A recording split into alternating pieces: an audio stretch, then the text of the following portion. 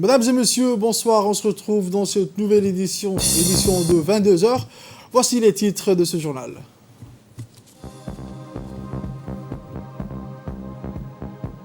Restitution des résultats de l'enquête sur les personnes vivant avec le VIH-Sida et la tuberculose. Et sur la scène internationale, en visite au Cameroun, le président de la Confédération africaine de football a confirmé mardi que la CAN 2022 aura bien lieu aux dates prévues. Merci encore, mesdames et messieurs, si vous nous rejoignez chez vous dans cette édition de 22h. On commence avec les actualités mentionnées dans les titres où le ministre de la Santé, Dr Ahmed Roble Abdile, a présidé la cérémonie de restitution des résultats de l'enquête sur la situation nutritionnelle et socio-économique des personnes vivant avec le VIH, SIDA et la tuberculose. Ont assisté à cette cérémonie de restitution le représentant de l'ONU-SIDA, M. Farhad Hassan, la représentante de l'OMS, la directrice adjointe du PAM et les hauts cadres du ministère de la Santé. Pour rappel, la République de Djibouti est caractérisée par une prévalence nationale du VIH estimée à 1,5 et touchant environ 6800 personnes. Cette enquête réalisée sous le leadership du ministère de la Santé avec l'appui de l'ONU-SIDA et du PAM, avec les concours de l'INSTAD et du ministère des Affaires sociales et de la Solidarité, constitue la deuxième évaluation depuis 2011. Plus de 1100 entretiens ont été menés sur les PV-VIH et des patients tuberculeux.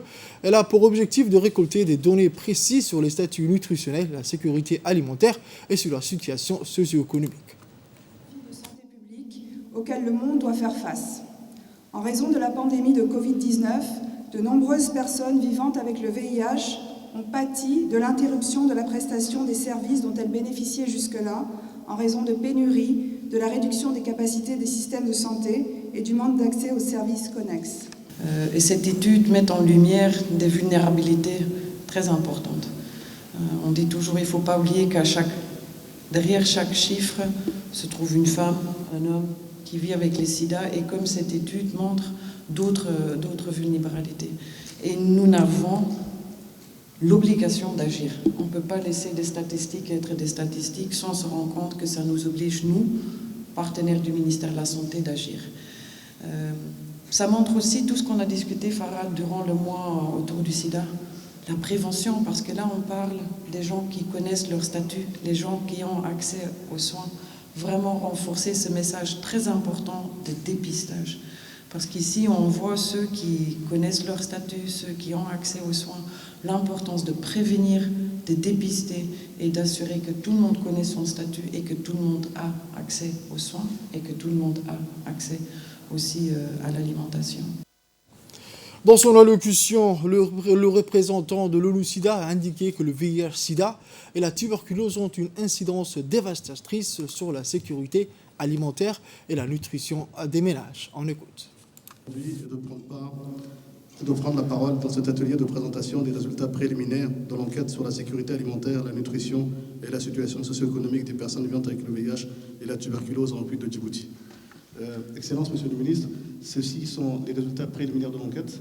Ça nous permettra, l'objectif de l'atelier d'aujourd'hui est de récolter les avis, les commentaires de l'ensemble des parties prenantes et des intervenants dans ce secteur pour pouvoir mieux peaufiner les résultats et permettre à parvenir à avoir des données probantes et fiables qui nous permettront de pouvoir planifier, de mieux mobiliser les ressources pour ce secteur pour la nutrition qui est extrêmement important pour les patients tuberculeux et les personnes vivant avec le VIH-Sida. Je tiens, mesdames et messieurs, à remercier d'emblée son Excellence le ministre de la Santé de sa présence parmi nous aujourd'hui et pour son appui à la conduite de cette importante enquête qui a pour objectif de récolter des données précises sur les statuts nutritionnels et de la sécurité alimentaire et sur la situation socio-économique des personnes vivant avec le VIH et des clients tuberculeux et de leur ménage pour affiner les interventions politiques et campagnes de mobilisation futures visant à réaliser les objectifs 95-95-95 et améliorer l'adhésion au traitement. J'aimerais juste souligner une chose, le ministère de la Santé ainsi que le PAM et l'ONU-SIDA, nous avons voulu que cette enquête puisse être diligentée à tous les niveaux par le ministère de la Santé ainsi que les partenaires, les collègues du MAS.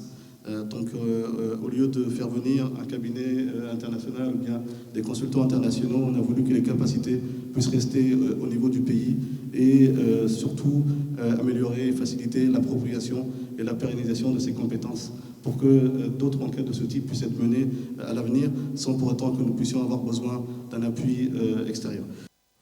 Pour sa part, le ministre de la Santé a souligné que le résultat de cette enquête, dont le but est de déterminer le statut nutritionnel des PV-VIH sous ARV et des clients tuberculeux, pourront constituer une base solide pour améliorer l'assistance fournie à ces personnes touchées. Écoutons le ministre de la Santé.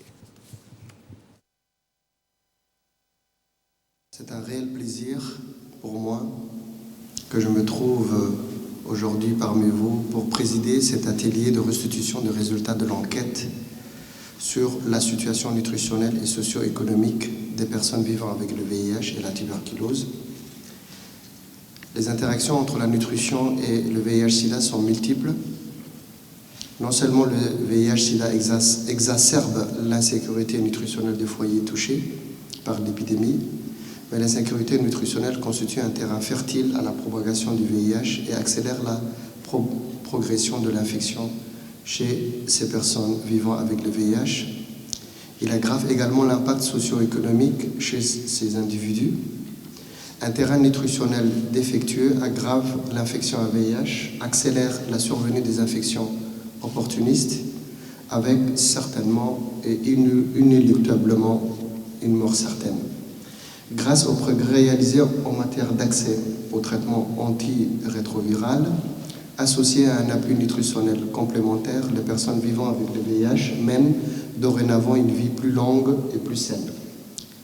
Aussi, garantir un état nutritionnel et une sécurité alimentaire optimale aux plus vulnérables, y compris les personnes vivant avec le VIH, est essentiel pour un bon état de santé de cette population. Et c'est plus crucial pour les personnes vivant avec le VIH, car la prise des antirétroviraux requiert une bonne alimentation afin d'assurer l'observance thérapeutique et la réponse au traitement.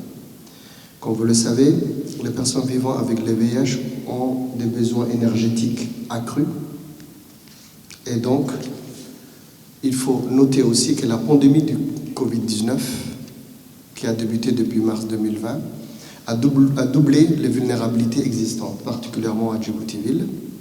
Une nutrition adéquate est essentielle donc pour préserver le système immunitaire, gérer les infections, améliorer la réponse au traitement, maintenir les niveaux sains d'activité physique, mais également maintenir une qualité de vie optimale pour ces personnes vulnérables.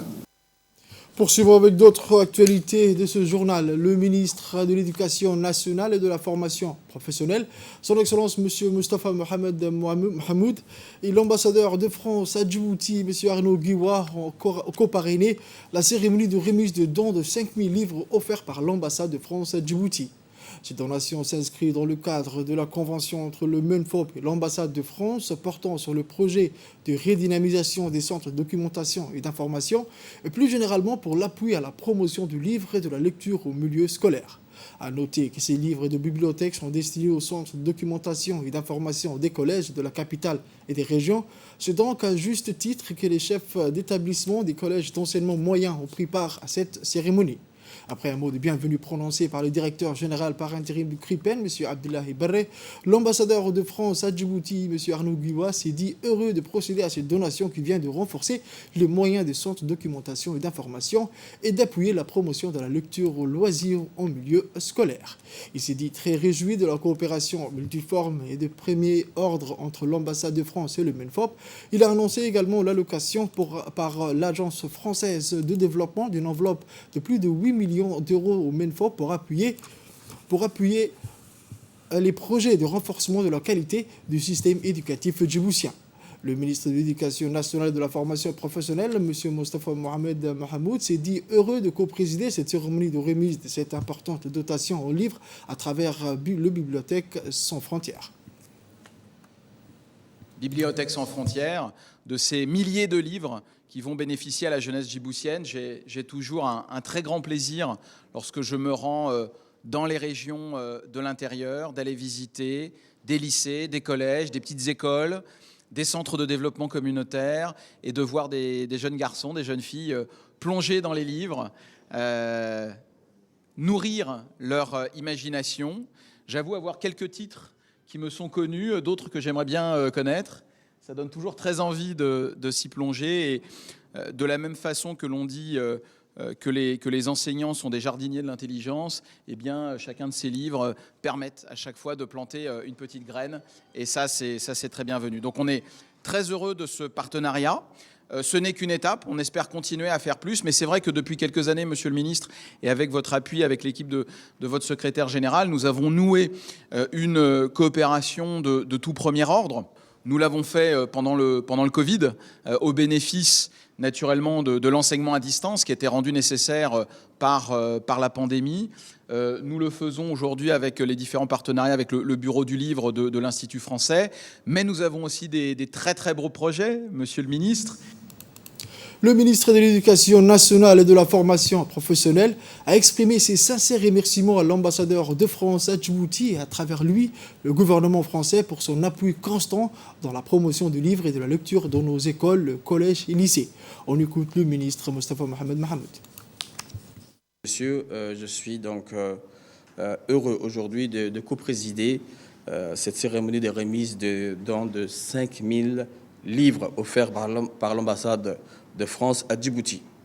Je tiens avant tout propos à saluer M. Arnaud, ambassadeur de France à Djibouti, qui nous fait l'honneur de sa visite au CRIPEN et qui a financé cette importante dotation en livres à travers, bien sûr, la bibliothèque Sans Frontières. Il s'agit de 5000 livres de lecture plaisir qui sont destinés donc aux collèges d'enseignement moyen de la capitale, mais également des régions, et dont la sélection a été faite, ça c'est très important, par un comité composé de cadres du ministère, mais également des représentants de l'Institut français de Djibouti, qui ont vraiment tenu compte des besoins exprimés par les principaux de collèges concernés.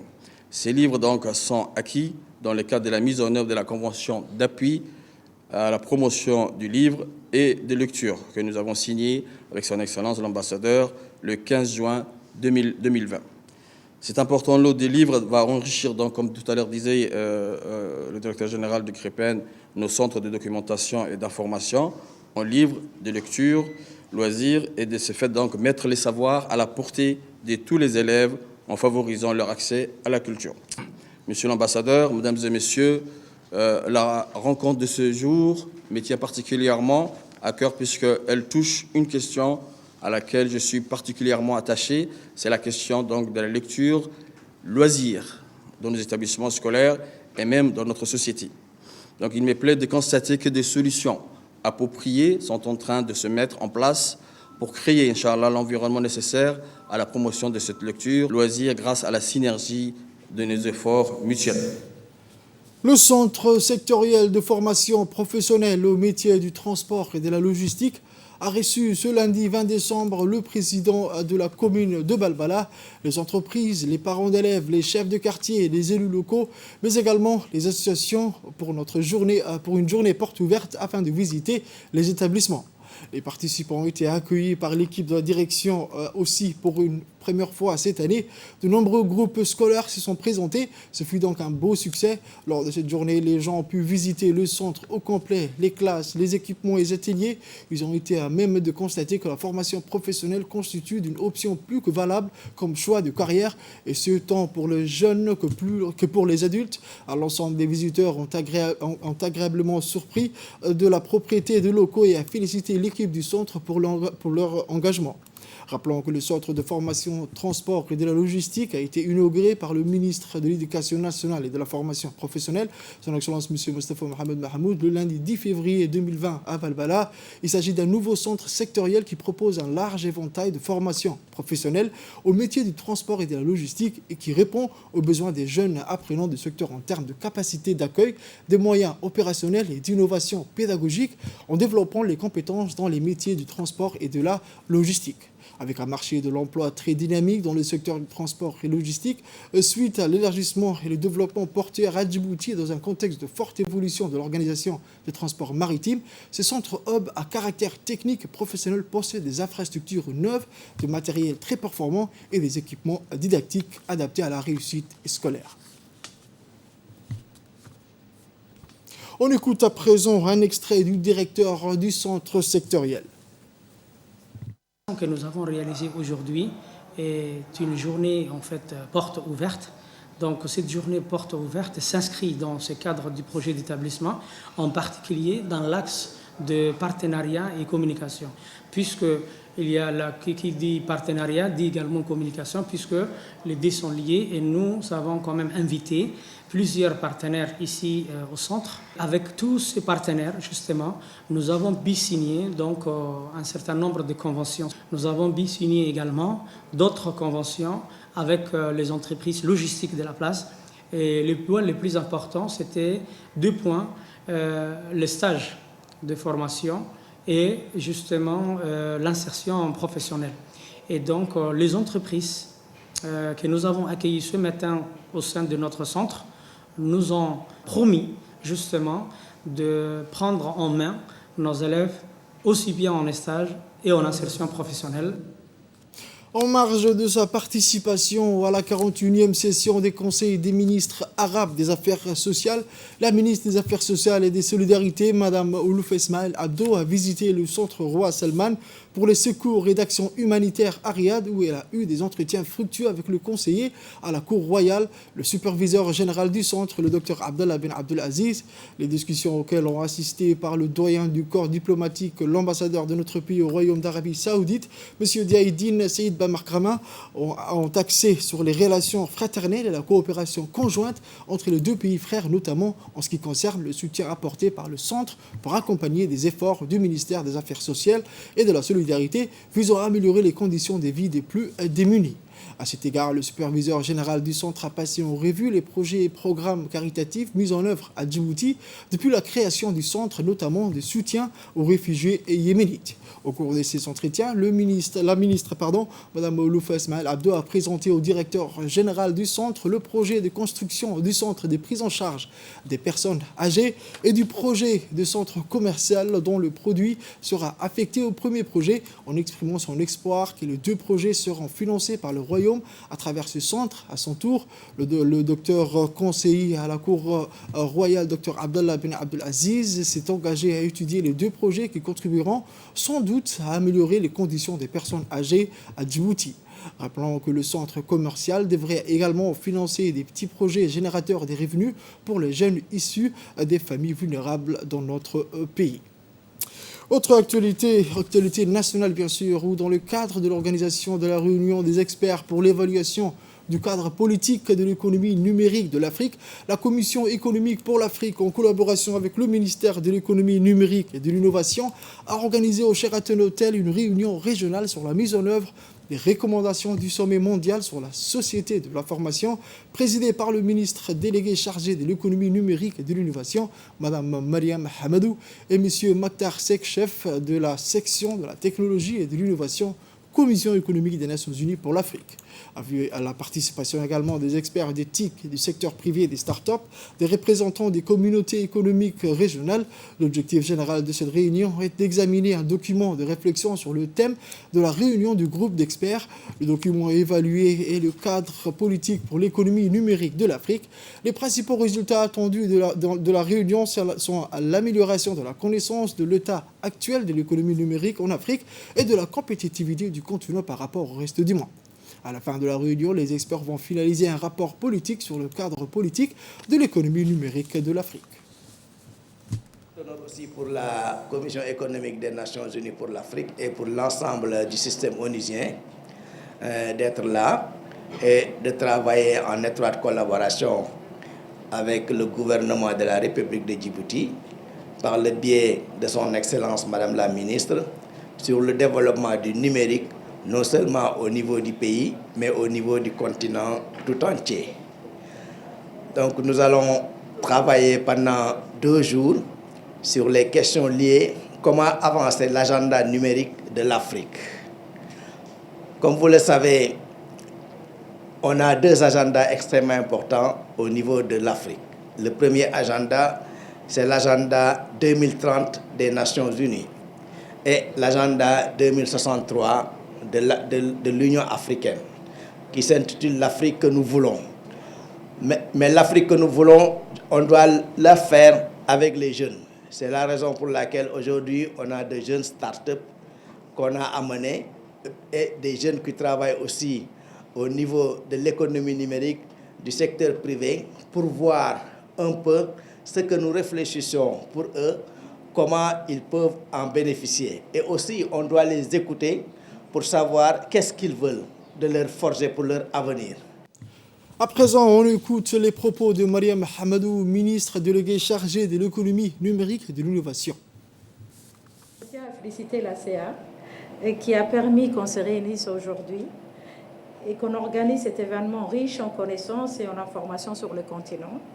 L'initiative de la Commission économique pour l'Afrique est plus que énorme. L'impact du Covid, comme vous disiez tout à l'heure, a touché le monde entier. De cet impact est née l'importance de la révolution de l'économie numérique.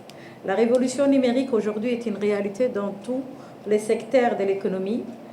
Le numérique s'interprète comme un concept qui modifie en profondeur les manières de produire, d'échanger, de communiquer et de consommer.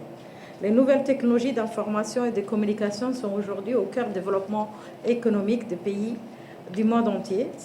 Certains pays, on aura les représentants de pays frères, à présenter l'état d'avancement en matière de numérisation et j'espère que mes compatriotes en tireront profit. Ce forum est l'occasion de faire un examen et une évaluation des avancées technologiques, des transformations numériques et digitales en Afrique. Dans notre pays, la réforme de l'administration qui a été engagée dans les années 2000 a permis de dégager des pistes de réflexion sur la modernisation des services publics.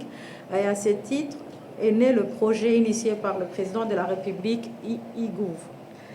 Si j'ose faire un état des lieux des avancées de cette transformation numérique dans notre pays, un code numérique qui consoliderait les cadres juridiques et réglementaires de l'écosystème est en cours de finalisation. La biométrie, l'enrôlement de la population est effectif. Un cadre politique sur l'économie numérique soutenu par les DECA. On a cette chance d'avoir cet appui de la part de notre partenaire, la Banque mondiale, et qui va commencer en janvier 2022. Comme vous avez dit tantôt, Djibouti a été, on va dire, choisi comme pays, pays du continent qui va présider l'événement l'année prochaine. En général, c'est entre avril et mai, si ma mémoire est bonne, du sommet mondial de la société d'information. Et les recommandations qui vont sortir de ces 2 jours permettront de présenter, de défendre les résultats et l'état des lieux et les acquis de l'Afrique. Cap vers Ali Sabié à présent, où le général des corps armés, général Zakaria Cheikh Ibrahim Bor, chef d'état-major général des armées, s'est déplacé tôt dans la journée du mercredi 22 décembre 2021 à Ali Sabié, où les élèves officiers de l'académie militaire interarmée d'Arta effectuent depuis 5 jours une manœuvre sur le terrain dans le cadre de la restitution des acquis. Les élèves officiers futurs cadres des forces armées djiboutiennes comprenaient les 3 promotions. L'objectif du déplacement du chef d'état-major général des armées est d'évaluer les connaissances acquises des élèves officiers durant leur formation académique et leur capacité à commander et élaborer des ordres dans un environnement dur et hostile.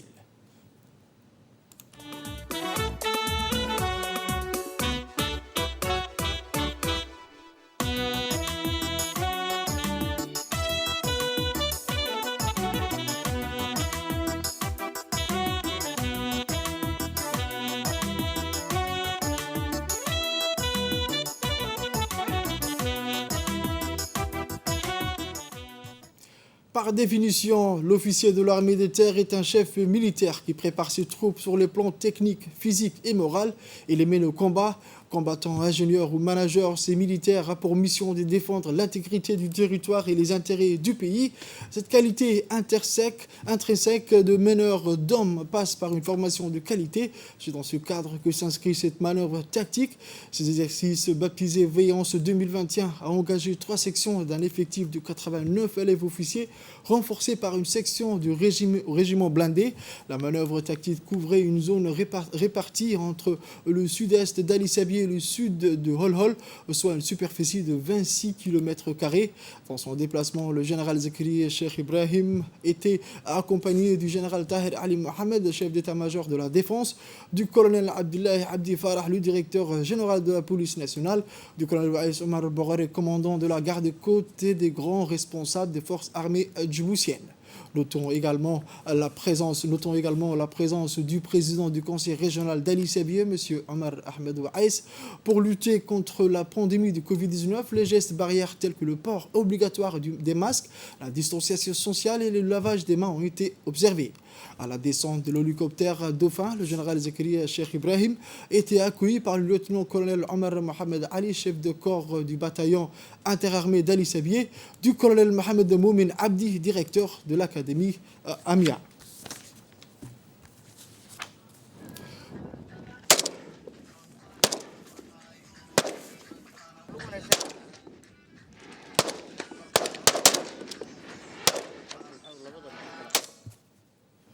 Au terme de la présentation, le général Zakaria Cheikh Ibrahim a assisté à la démonstration des acquis à travers différents ateliers.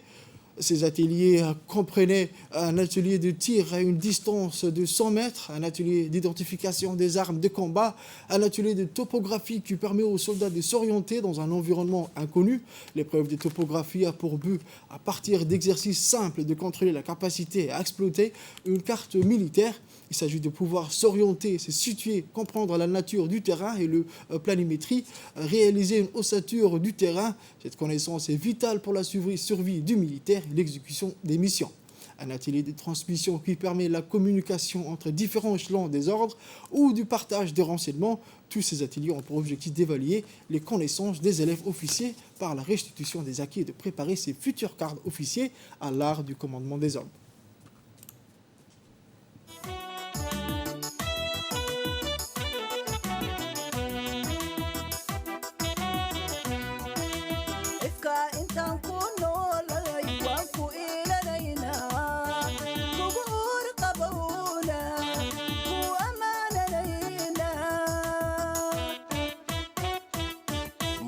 tahay ilwaadi markiyan askari gala arligaynu leenahay eba ugu dhaartoon ogada xilsaaray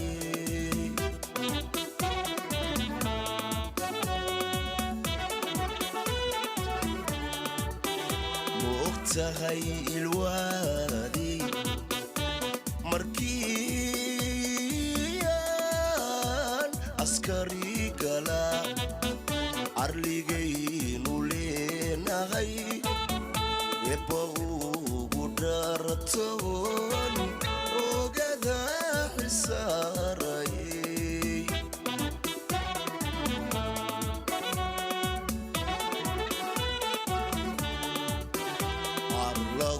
gam'aanahay tiir la irkadaanahay adiga haadamtaanahay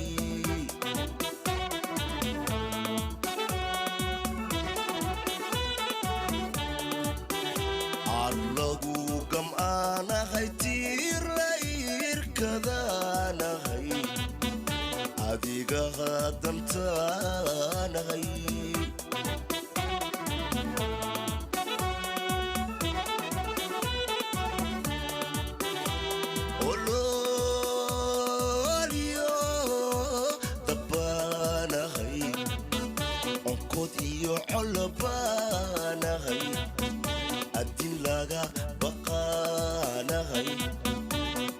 laba aflaanahay gesiyaaminaanahay indhihii dalkaanahay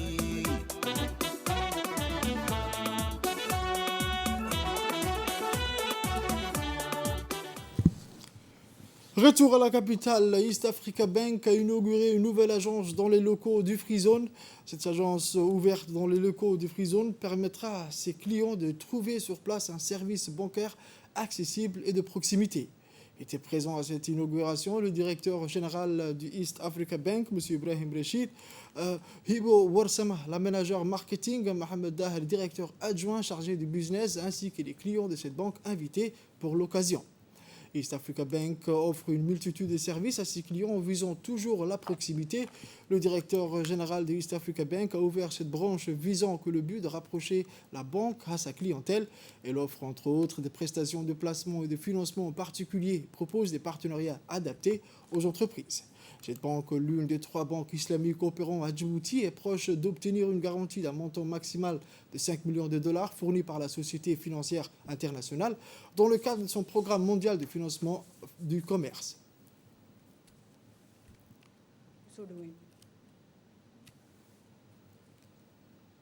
On écoute à présent un extrait du responsable manager du East Africa Bank. La faculté de l'ingénierie de l'université de Djibouti a abrité hier après-midi la conférence sur le data science sous le thème défis et enjeux de l'intelligence artificielle et les data sciences comme levier du développement. Cette conférence a été animée par M. Aboubakar Aden Hussein, scientifique senior en intelligence artificielle et mathématiques appliquées à Wall Street, ou aussi par vidéoconférence le professeur Ladjel, l'un des plus grands scientifiques en Big Data Analytique de France, et le professeur Manuel Morales du département de mathématiques et de finances de l'Université de Montréal. Le scientifique Aboubakar a fait intervenir 2 éminents professeurs canadiens et français. Les principaux objectifs de cette conférence étaient de discuter des enjeux de l'intelligence artificielle et des métiers de la data en tant que levier de développement économique. Les scientifiques ont insisté sur la nécessité de lancer la digitalisation de différents secteurs de la société et d'avoir un bon écosystème informatique permettant de récolter la donnée, de la partager et d'en extraire la valeur. Un domaine d'avenir, puisqu'on est à l'ère de la 4e révolution industrielle, la révolution du numérique. Et donc, l'objectif de cette conférence, c'était que M. Aboubakar Aden Hussein vient partager son expérience, vient inspirer les jeunes étudiants universitaires. Parce que vous savez qu'à l'université, on est très à l'écoute des nouvelles tendances économiques. On est à l'écoute pour identifier justement les futurs besoins du pays. C'est pourquoi, il y a 2 ans, on a ouvert le Master Data Science, qui a pour objectif justement de former des spécialistes dans le domaine des data science.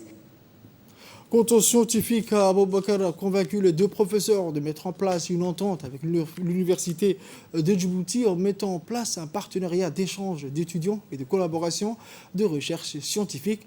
On écoute un extrait de l'intervention de M. Aboubakar.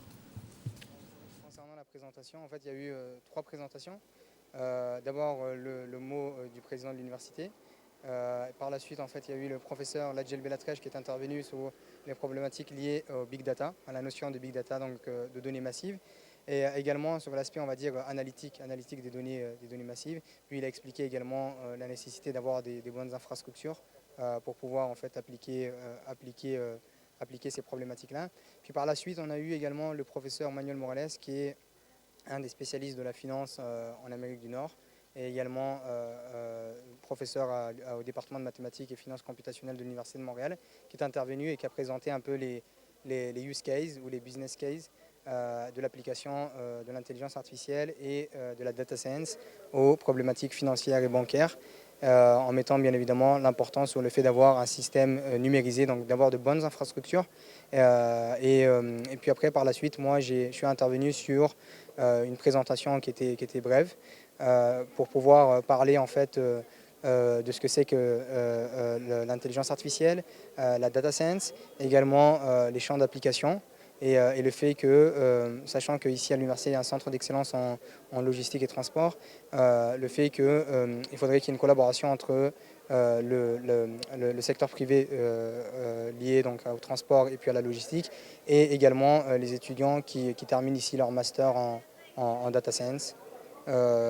Principalement, c'était ce sur quoi on a parlé aujourd'hui. Oui, donc il y avait un point qui était extrêmement important qu'on a voulu mettre en exergue, c'est le fait de faire en sorte en fait, que l'Université de Djibouti puisse établir des relations privilégiées avec des institutions reconnues dans le monde et puis qui offrent des formations d'excellence. Donc là, c'est pour ça qu'on a fait intervenir 2 professeurs, le professeur Manuel Morales et puis le professeur Ladjel Bellatrèche de France et du Canada pour essayer de mettre en place des processus d'échange, d'envoi d'étudiants dans le but qu'ils puissent faire de la recherche ou des stages à l'étranger. Et je pense que c'est une bonne initiative.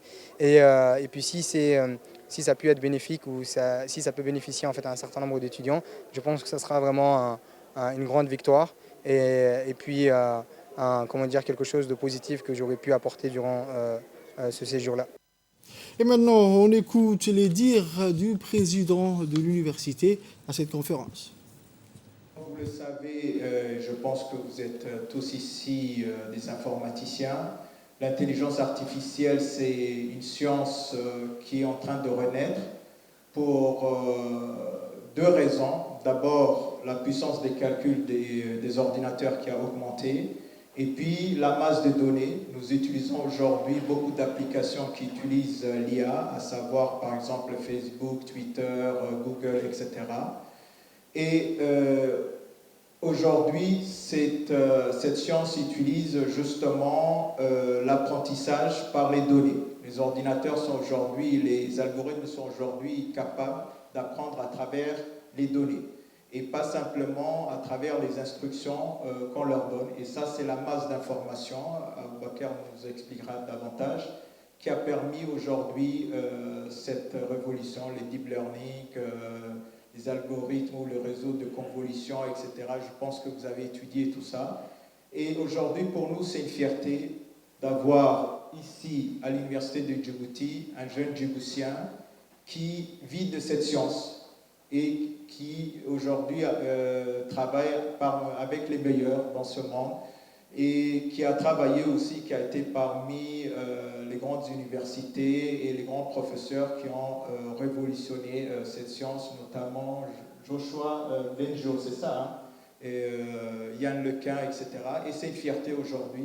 Et j'espère qu'à l'issue de cette conférence, les jeunes ici suivront cet exemple et qu'on aura d'autres Aboubakar à Djibouti qui vivront de cette science aussi, de ce métier. Et encore une fois, merci beaucoup d'être venu à l'université de Djibouti.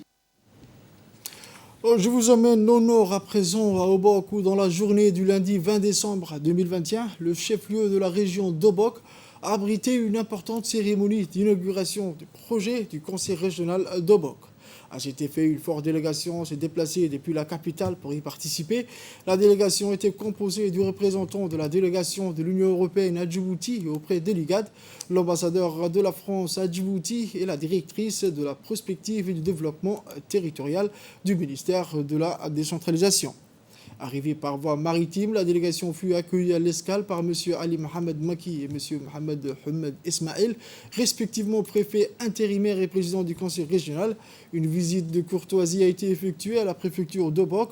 Il y a eu lieu de préciser que les deux projets financés dans le cadre du programme d'appui à la décentralisation aux initiatives locales sur financement de l'Union européenne et dont le maître d'ouvrage délégué demeure le conseil régional d'Obok sont l'embellissement de la ville à travers la plantation de 200 arbres et la rénovation des locaux du service de l'état civil avec retranscription des registres. Par la suite, le cortège s'est rendu sur une artère retenue pour la plantation symbolique de quelques plantes et la remise officielle d'un tricycle pour arrosage par le représentant de l'Union européenne en président du conseil régional. L'étape suivante fut la visite aux locaux des services de l'état civil avant de rejoindre les représentants de la société civile et des services déconcentrés de l'État. Un cadeau était coupé et des cadeaux furent offerts aux deux ambassadeurs. Voici à présent les propos du président du conseil régional d'Obok. On écoute.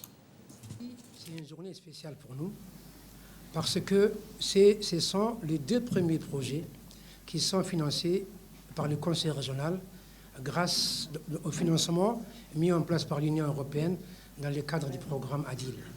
Dans ce cadre-là, je renouvelle dans tous les remerciements à l'Union européenne, à l'ambassade de France, à Expertise France, au ministère également qui nous appuie sur ces programmes-là. Dans le projet des plantations d'arbres, nous avons décidé de faire donc ces projets d'embellissement pour faire de la ville d'Obok une ville verte. Ça, c'est un programme que nous ambitionnons. Et avec la préfecture, c'est un travail que nous avions déjà commencé. Et aujourd'hui, les 200 plantes que nous avons mis en terre depuis des mois maintenant, elle va faire que renforcer cette plantation. Et également, c'est un projet qui tient à cœur à notre chef d'État, au chef de gouvernement, le président de la République. Donc, il veut qu'à Djibouti, il y ait pratiquement 100 000 arbres qui soient plantés par an. Donc, nous rentrons également dans ces cadres-là. Le deuxième projet aussi important que celui-là, c'est la réhabilitation du service d'état civil. C'est-à-dire, comme vous l'avez constaté, mes ambassadeurs, nous avons donc rénové ces bureaux-là, donc équipés également, mais nous avons également pu acheter dans 10 registres. Les registres que nous avons achetés, c'est pour qu'on fasse une transcription de registres qui ont été détériorés et qui ont été abîmés. Donc je profite également de la présence des ambassadeurs qui sont là, les ambassadeurs de l'Union européenne, mais c'est l'ambassadeur de France qui sont là et qui ont consacré vraiment un temps pour être avec nous. Ceci est un symbole fort pour nous. C'est un symbole fort pour nous parce que ça montre d'un côté que vous appréciez le déroulement de ces programmes, mais que deuxièmement également vous êtes là pour accompagner notre région dans sa volonté de développer toutes les infrastructures qui existent. Et sur ça, je vous dis encore une fois, donc un grand merci, monsieur l'ambassadeur.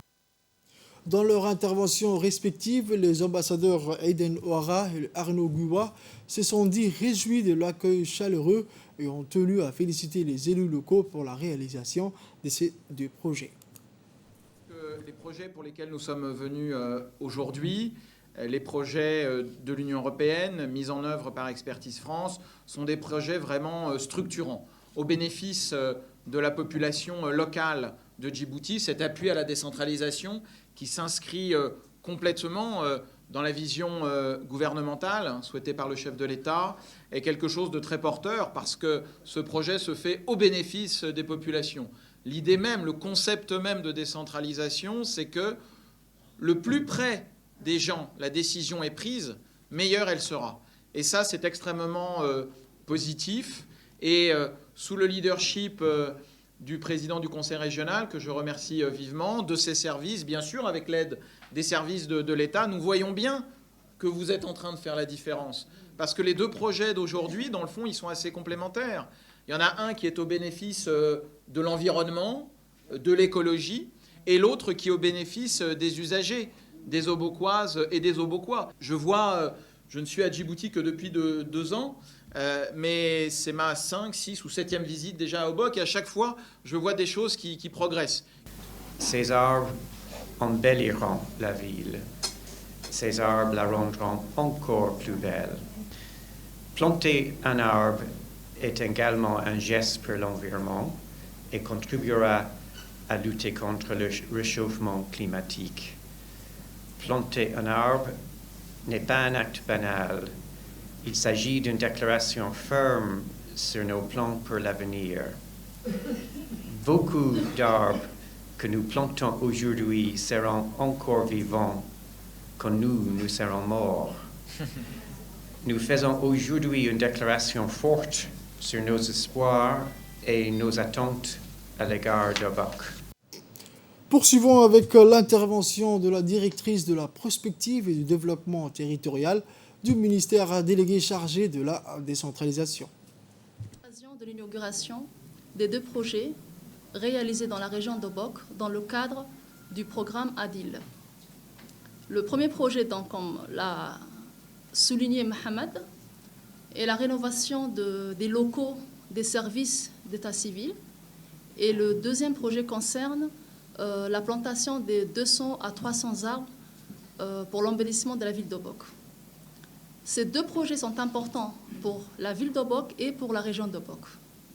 En effet, la rénovation des locaux des services de l'état civil rejoint et s'inscrit dans la politique nationale pour l'amélioration de l'enregistrement de l'état civil. Pour le deuxième projet, donc, il s'agit évidemment des plantations des 200 arbres. Donc là encore, comme l'a souligné le président du conseil régional, ce projet rejoint aussi donc, la volonté de rendre Djibouti une ville verte. Donc là encore, Obok, je pense, a pris un peu le devant dans ce sens. Et nous espérons que la prochaine fois que nous reviendrons, Inch'Allah, nous verrons tout simplement l'artère qui est entourée de décoter les arbres que nous avons plantés ce matin et qui sont déjà, certains ont déjà poussé. En ce qui concerne donc le ministère de la décentralisation, évidemment, le ministère est engagé donc dans un travail de plaidoyer et de renforcement dans tout ce qui est donc le renforcement donc institutionnel, juridique du processus de la décentralisation. Et dans ce travail de plaidoyer, évidemment, l'Union européenne nous appuie à travers le programme ADIL, qui est une plus-value pour le ministère.